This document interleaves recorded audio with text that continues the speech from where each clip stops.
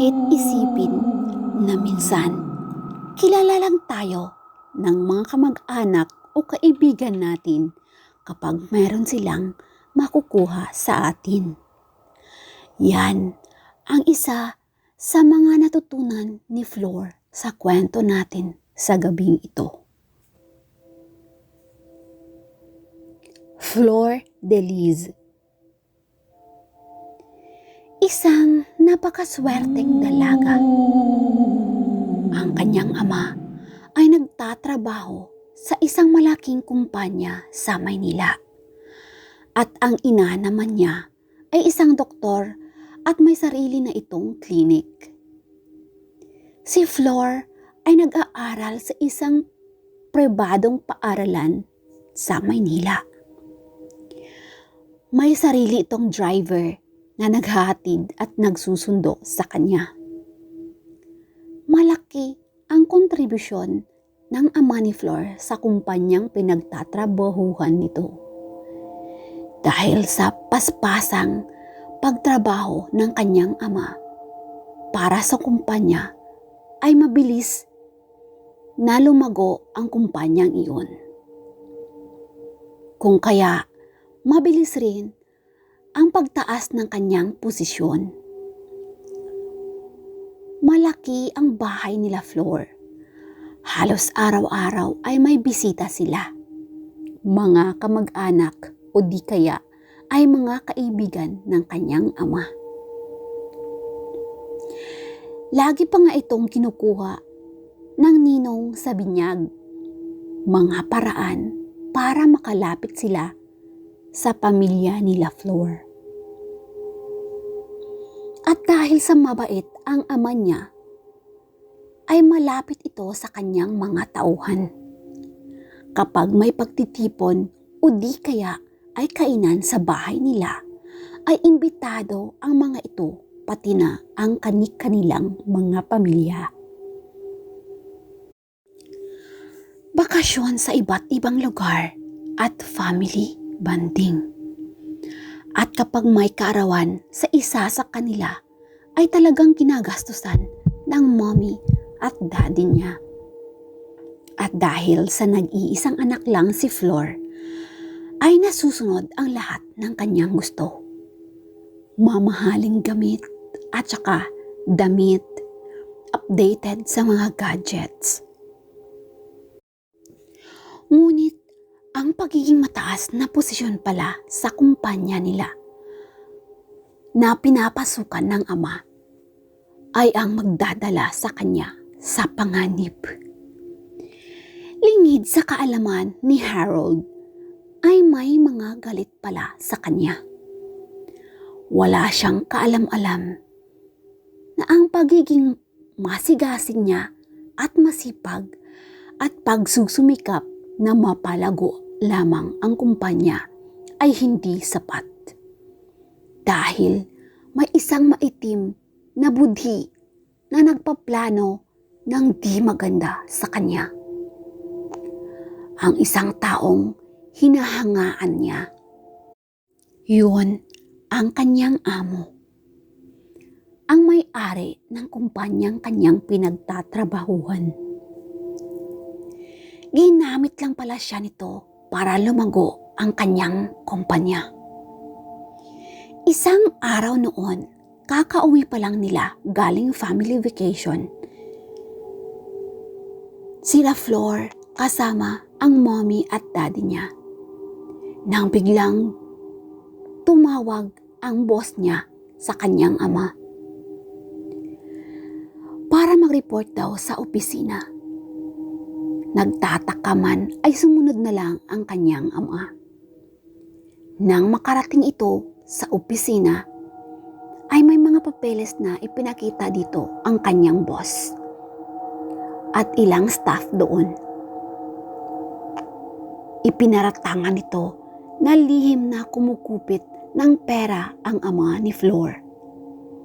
Sa una ay sobrang nabigla siya kasi di naman niya gawain ang mga ganoong bagay. Biglang gumuho ang mundo ng kanyang daddy.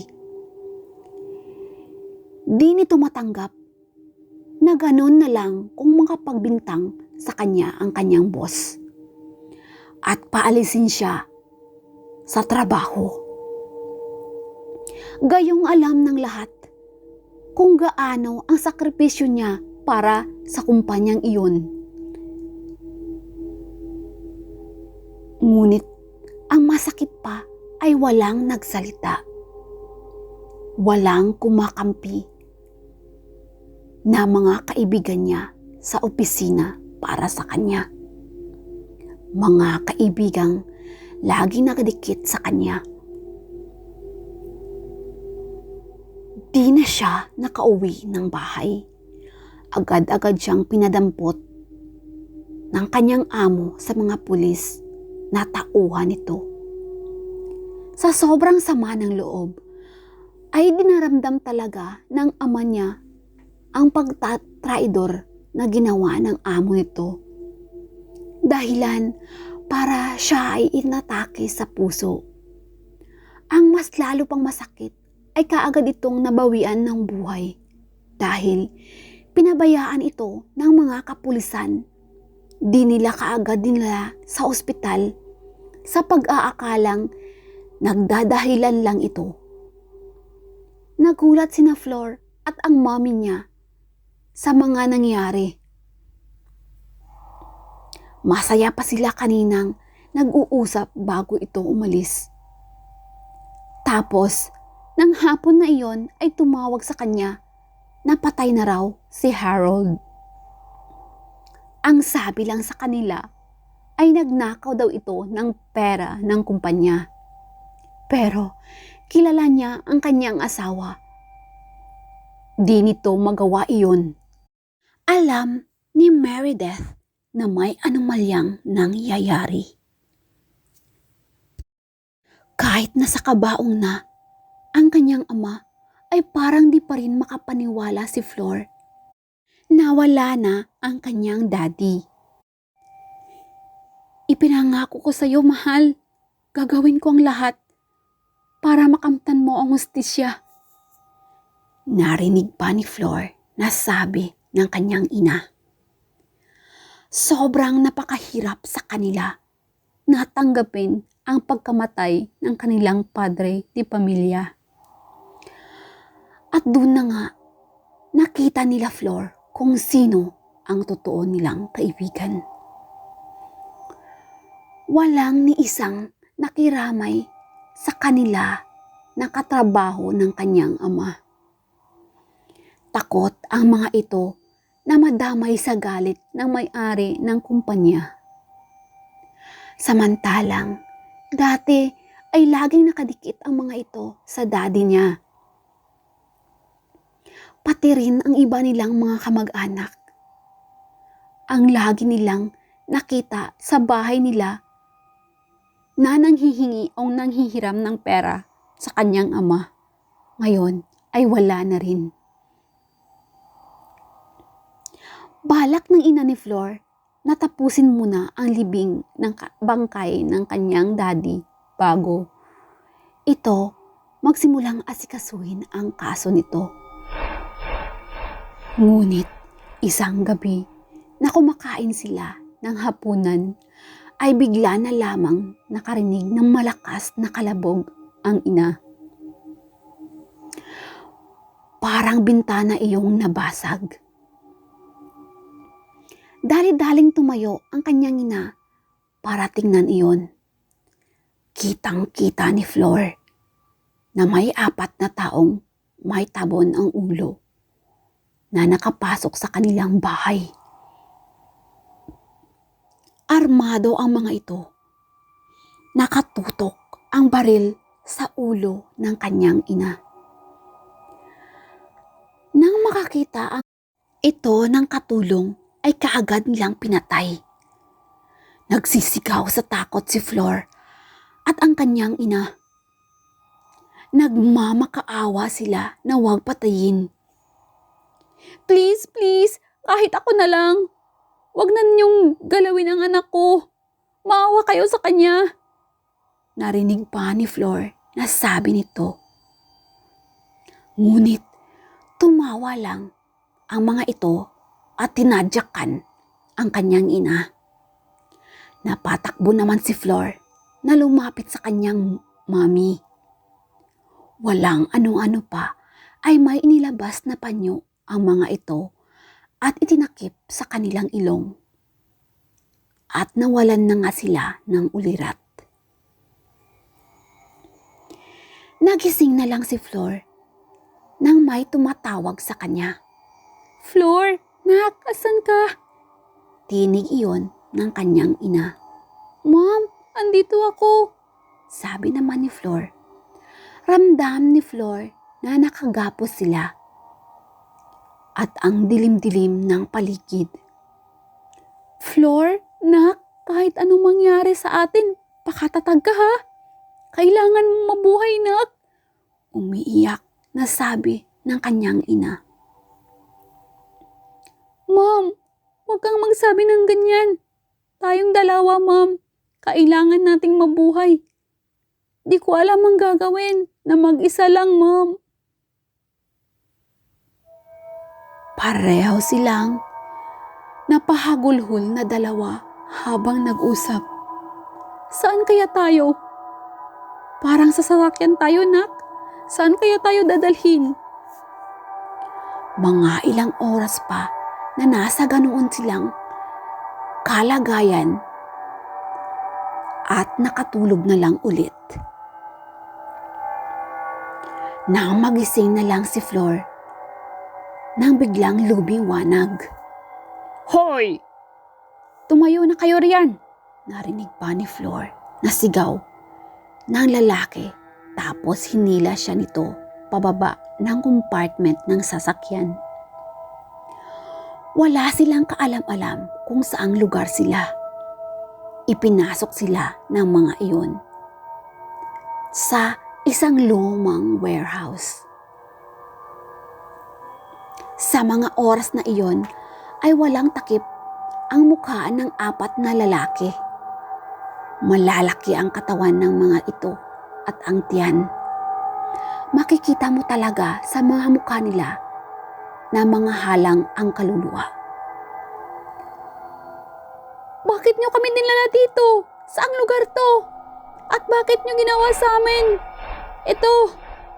Sunod-sunod na tanong ng kanyang mommy. "Pasensya ka na.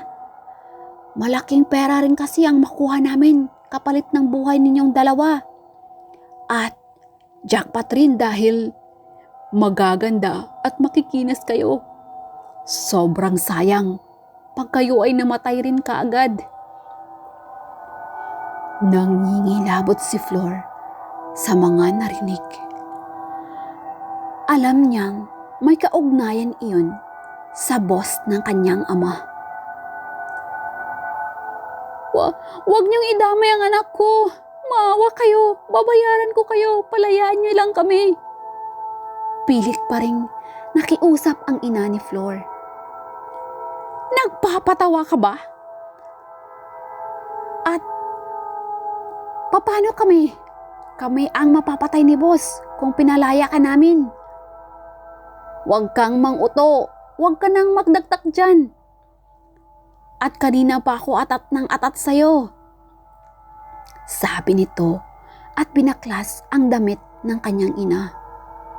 Nagtatawanan pa sila habang pinagtutulungang punitin ang damit ni Meredith. Habang ito ay nagsisigaw at nagmakaawa, ginahasa nila ito at pinagtutulungan. Lahat ng gusto nilang gawin ay ginawa nila sa ina ni Flor.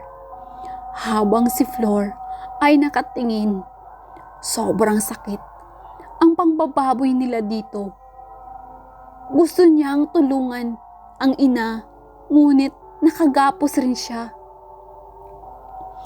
Namamaos na lang siya sa kakasigaw at kakaiyak. Pagkatapos nilang magawa ang nais, ay iniwan nila sina Flor at ang ina nito. Latang-lata na ang ina ni Flor na nakahiga sa sahig. Hubad na ito. Maraming pasa sa katawan. Nagdurugo ang bunganga dulot ng pagsampal at pagbubog dito. May nakita pa siyang sugat sa tagiliran ng kanyang ina. "Ma'am! Ma'am!" sigaw ni Flor. "Ma'am! Gumising ka, ma'am! Lumaban ka!" Namamaos na sabi ni Flor. Wala pa ring tigil ang pagpatak ng kanyang luha. Kahit anong tawag niya sa ina, ay di ito gumagalaw. Di siya nito naririnig. "Mga hayop kayo! Magbabayad kayo! Magbabayad kayo! Kayong lahat!" Pinilit niyang kalagin ang pagkatali sa kanya, pero walang silbi iyon. Mga ilang oras pa ang nakalipas at bumalik na ulit ang mga hayop. Nilapitan nila ang ina ni Flor at ginising ito. Pinagtatadyakan. Di na ito gumagalaw. Napaiyak nilang muli si Flor nang makasiguro na wala na nga ang kanyang mommy. "Ikaw naman ang susunod, miss! Sariwa to pre, jackpot tayo dito!" sabi pa ng isa sa mga ito. At tulad nga ng kanyang ina, ay ginahasa rin ng mga ito si Flor. Pinagtutulungan. Nanlaban siya, pero tadyak at suntok lang ang kanyang napala. Ginahasa siya at pinagsawaan siya ng mga ito. "Pre, wag mong patayin! Ano ba? Wag masyadong manggigil. Baka matigok yan, wala na tayong aliw. Dahan-dahan lang, sayang ang pagkasariwa."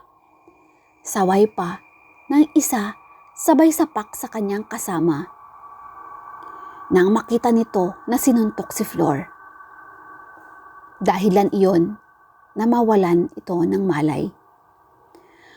Pagkatapos ng mga ito ay iniwan nila si Flor na nakalupasay na. Wala ng lakas. Hinila nila palabas ang katawan ng kanyang ina. Ang di nila alam ay medyo lumuwag ang pagkatali sa kamay ni Flor, gawa ng panggagahasa nila dito. Patang-pata na talaga ang katawan ni Flor, ngunit sinimantala niya iyon. Mabilis niyang kinalas ang pagkatali sa kanyang kamay at paa. Dahan-dahan siyang lumabas. Dahan-dahan para di makagawa ng ingay. Nang medyo makalayo na siya, ay saka siya kumaripas ng takbo. Di na niya naramdaman ang pananakit ng katawan. Di na niya naramdaman ang pagkasugat ng paa.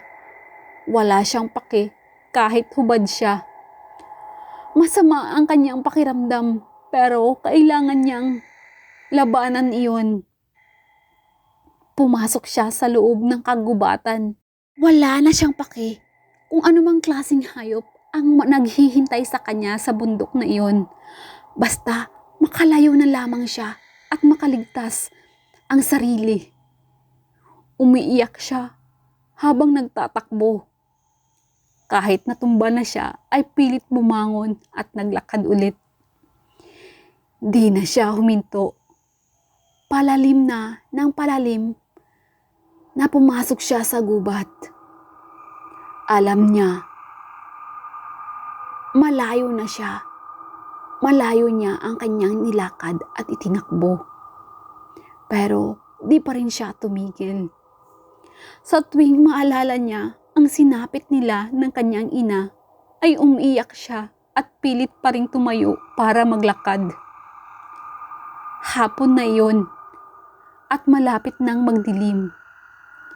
Hinang-hina ang kanyang katawan at tuyong-tuyo na ang kanyang lalamunan. Parang malagutan na siya ng hininga. Nang nasa unahan niya ay may naaninag siyang isang kubo. Lumapit siya doon. Medyo madilim na noon. At nakita niya na may 2 taong nakadungaw sa bintana. 2 taong nakatingala sa itaas. Parang sinisilip ng mga ito ang bituin at buwan. Tulungan niyo ako. Tanging nasambit ni Flor bago ito mawalan ng malay.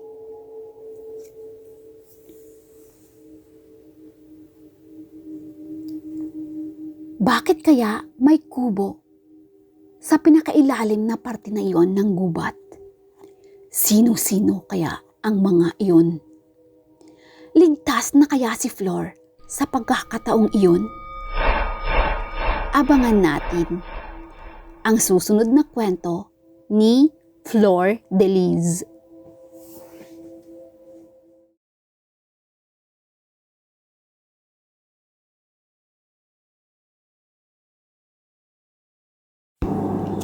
Kung gusto niyo pong mapakinggan ang iba pa nating mga kwento, just click our logo, share Dear Sal, at saka click nyo po ito sa taas ang playlist. At dito nyo po makikita ang lahat ng ating mga kwentong tapos na ang basahin.